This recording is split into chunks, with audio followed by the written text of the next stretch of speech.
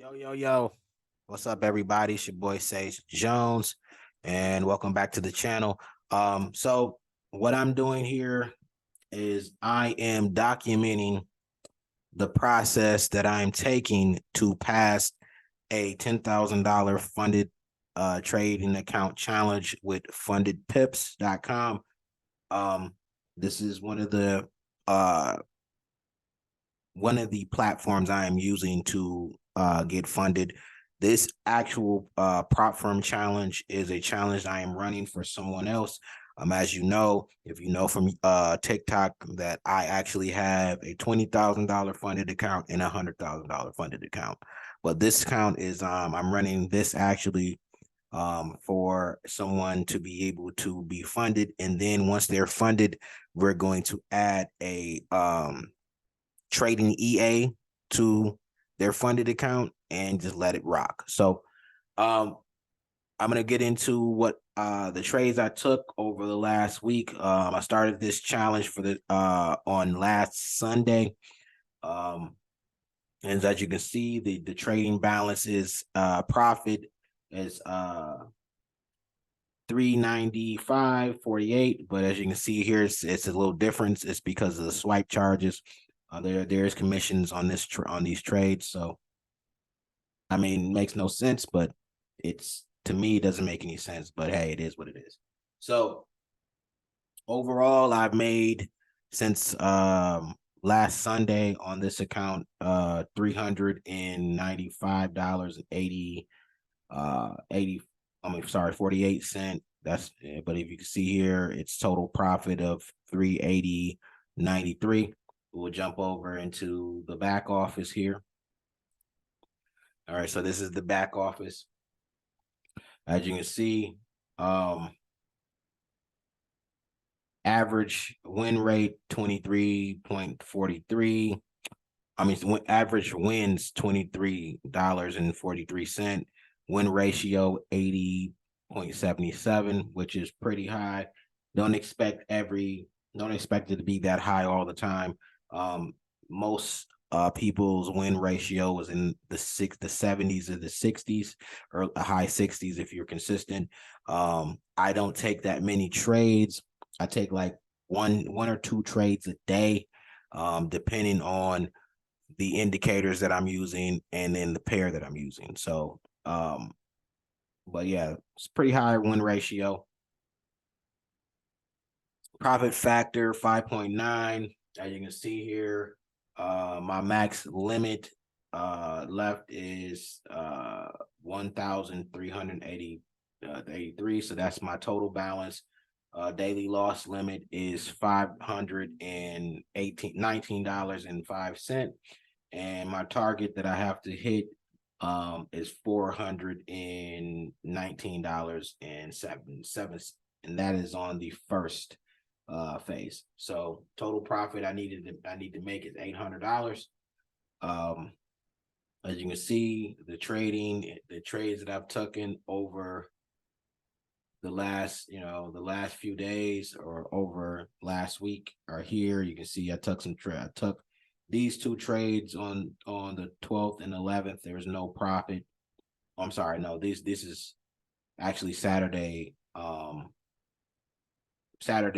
and Friday. So I took this trade on Friday and broke even zero. But as you can see here, I made $17 on the one trade on the 10th, $92 on the 9th, 106 on the 8th, 107 on the 7th. I made 144, and then on the 6th, $34.60. So my biggest loss was $40.80. Positive days were 7. Negative days, I had no negative days, which is pretty darn good. Highest record for the account was 10,404. So it's pretty decent. The instruments that I trade a multitude of different instruments. It just depends on what the market is telling me at that time. Typically, I like to trade German 30, that's my thing. I like to trade GBP USD. But as you can see, German 30 is riddled through here. I trade Euro Jappy, AUD Jappy. These are all trades that I took during the agent session. So AUD Jappy I took during agent session and closed out $93.92 in profit. I take this trade on the Asian market at the time. No, this was actually in the daytime on the 8th, and I made $163 here. So as you can see, the trades are pretty consistent. They're pretty consistent. What I'm noted, and I'm sorry, I'm not saying that I won $163. I apologize. I mean, this is where the account reached. So as you can see, the maximum profit that I made up to that point was $163.75. But if you look over here to the right here, these are all my profits. So you can see all my profits here to the right. My losses at a win of $114.47. I got a few losses, a few wins. Let's go to the next page. This is the first trade I took, I believe. And this is a trade I took on Friday, and I lost 30 cents. So overall, with all that word salad that I just gave you, overall, I am up $380.93. The amount that's left on the account to pass the first phase of the challenge is $419.07. I tend to take trades under 1% of the account, and just because I don't, I'm not one of those people that like to risk a lot of money trading. But if you want to be profitable and pass these challenges fast, I would say faster or faster, you should trade with 1% to 2% of your account. Now, when I say trading with 1 to 2% of your account, I mean you're trading with the amount that you can afford to lose a day, right? So on this is a $10,000 account. You got a 5% loss that you can take every day. If you move past that 5% loss for the day within that 24-hour period or the end of day period, from open to close, you will blow the account. So don't look at taking trades based off of the larger number. And the larger number is the amount that is stated on your account. So the stated amount that I started with was $10,000. I don't actually have full access to the whole $10,000. That $10,000 gives me a larger margin and a larger leverage that I could trade. That means I can open larger trades. But overall, you're trading, when you have a $10,000 account, you're trading with $500 a day, and then $1,000 overall. So, and what I mean by $1,000 overall is, say you start trading London session, and in London session, you have that 5% that you can lose, right? So within that London session time frame, you lose $200. Now your account does not reset until Asia. In Asia, it resets at 6:30 or 7 o'clock. So when the market closes for that short period of time at 4:30 and reopens at like 6 or 7, then you'll go back here and you'll be able to see that your maximum loss is $500. So it's back at that 5%. And then it'll show you the balance that you're at. So overall, so say I lose $450 in a trade at the start of London. I have to wait all the way until 7 o'clock p.m. To be able to, for my end of day balance to reset itself and my maximum drawdown to be $500. So overall, you have $1,000 to trade with, but $500 that you can trade with a day, if that makes sense to you. So if you're gonna trade with the $500 thought, you're gonna trade with 1% of your account. So 1% of 500 is $5. If you're gonna trade with 2% of that $500, then that's $10. So you're gonna take, if you're taking trading with 2% of your account, you're gonna trade with 2% of that $500, not 2% of the 10,000, because 2% of 10,000 is $2,000, if that makes sense to you. So but yeah, so let's get over into the charts and I'll show you exactly what I'm doing and how I'm getting into these trades. So all right, so what I have here are 3 moving averages here, and I have a support and resistance. I am an indicator trader, if you don't notice. So I trade trend direction. I trade trend direction with pullbacks using indicators. So what I do is I find the trend direction on the higher time frame. So I'll jump up to, let's say, 4-hour or the hourly, right? Now, the trend direction right now is looking like it's going down. If you look at the hour time frame, I have a signal here. I have a untested resistance here, and then an untested support. So, and then it's then a sell arrow. So I'm gonna jump down to the 15, and I'm only gonna take trades in the direction that the 1-hour time frame is going in. So if I have, or the hour, I have this sell arrow. All 3 of my moving averages are going downward. They're all pointing in the downtrend direction. As you can tell, my lower moving averages are below my these higher moving averages. So this higher moving average, that's how I know the market's still going in a downtrend. So what I do is, once I verify the direction of the market on the hour time frame, I'll jump up to the 15, wait until I get wait until a pullback happens. So as you can see here, there's a buy signal here going into a pullback. So this pullback is happening here.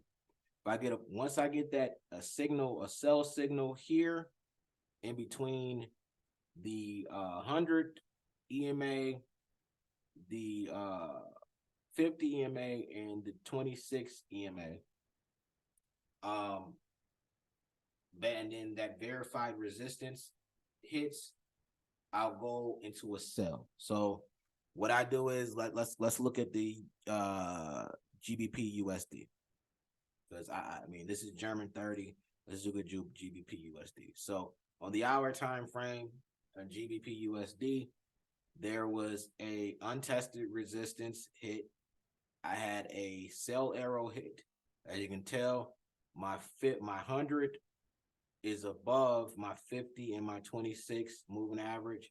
So I know the market is still moving downward. When this arrow hit here, I know, okay, I should only take sells. So what I'm going to do is I jump down to the 15. And when my 15 gives me a signal here of my untested resistance, my sell arrow hits here after this pullback. So as you can see, there was a pullback that happened here. And then once that pullback happened, there was a a sell after the pullback that took me all the way down here to a proven resistance where I could have got tuck profit. So let's put a line here. I'm going to show you. So we'll go to the hour for a vertical line. Vertical line here. This is where the arrow hit on the hour time frame. We jumped out of the 15. As you can tell, as you can see, that same arrow is the same the same vertical line is right here. So I would have gotten this signal after this pullback. So as you see, this pullback happened here. It pulled all the way back. My hour time frame gave me this arrow, this sell arrow. This arrow hit. Okay, I know that we're going into all sales because my 100 moving average is above my 50 and my 26. Okay, cool. Untested resistance has been tested. Jump down to the 15. Boom. My sell arrow hit here after the pullback. Got it. I get into a trade here. It does a little, it hits here, goes down, pulls back a little bit, and then boom, just melts. It melts all the way down to this proven support. And that's where you could have took profit. Now, if you got in it and did at this point, when this happened, and got out at this area here, that would have been 60, about around 60 to 70 pips. So think about it. Let's break open the calculator. So let's say you did 1%. Let's say you did 2% of your 500. 2% of your 500. That's $10, right? And you did 68 pips. That 68 pips would have gotten you $680 off of this trade, off of this one trade. So that's 68 pips. Now, let's reopen the calculator. Now, if you'd have did $5, which is 1% of your $500 that you can lose daily, times that times the 60%, that's 68, let's just say 68 pips. You'd have made $340. $340 off of one move. And that $340 is good enough for the day. You don't have to take any other trades. You could just close this trade and be done with it. So imagine doing $680 off of that. And even you could aim for this area, or you could just aim for 20 pips. If you did $5 times 20, that's still $100. Still $100 in a day. If you did, that's $200. $10, $200. That's still good profit. It's more money than you had. You know what I'm saying? Some people don't even make $200 a day at their job. So overall, if you would have traded and got into this trade and went and let this rock all the way down to the 60 pips, you would have made anywhere in the range, depending on what you would have used. If you'd have used 2% of your account at using the $5 that you have to trade with daily, you would have made $680, and that $680 would have you only $100 and some dollars away from, a little bit over $100 some dollars away from passing your funded account challenge. Actually, $120 away from passing your funded account challenge in one trade. So let's look at the other couple other pairs. So we'll look at Euro USD. So Euro USD, it's a bit choppy here, as you can see. So this wouldn't be ideal. This is not ideal. It's not an ideal setup because, as you can see, the 100 is in is trading sideways. You don't ever want to enter trades when the market is trading sideways. I don't care if this happened. If this happened here and this market is trading sideways, I wouldn't give a rat's patoot because I don't know the actual direction of the market. So I wouldn't have gotten into a trade there.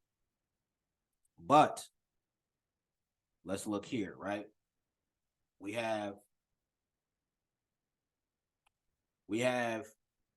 a verified resistance here, right? You have your 50 above, your 100 above your 50 and 26 moving average. The arrow hit here, right? Going down. So we'll put a vertical line here at this point. Then we'll jump over to the 15. We'll have to unlock the screen here for that. And we'll just go back, zoom out, and go back as far as we can to find the line. As you can see, here's that line we created, right? So if we zoom in, far back,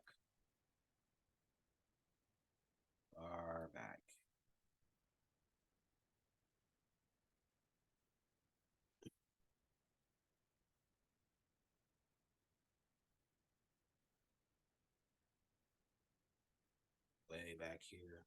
So we'll zoom out a little bit so we can find it. It's way back here. Sorry, guys. We'll find it though. Here it is. So zoom in a little bit. There we are. Zoom in a little bit more. There we are. All right. So this is the 27th of July, right? So here's exactly where our hour arrow hit, right? So our hour arrow hit here on the 15. Okay. This is where it hit here. Let me break out circling tool. So this is where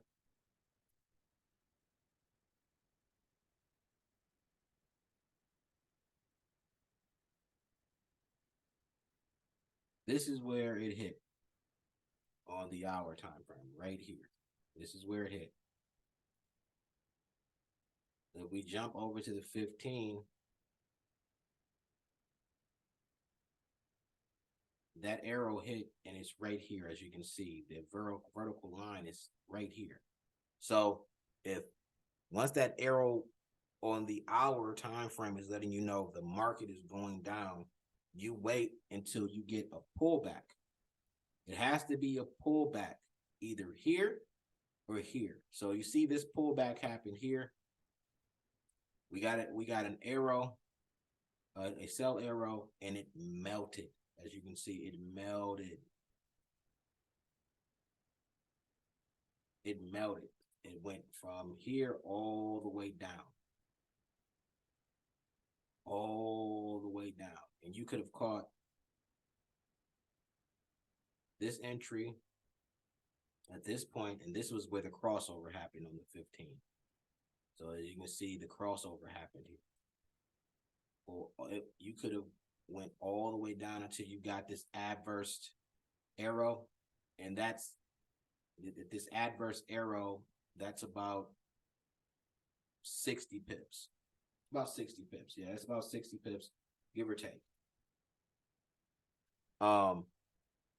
Or you could have tucked in your entry here and got into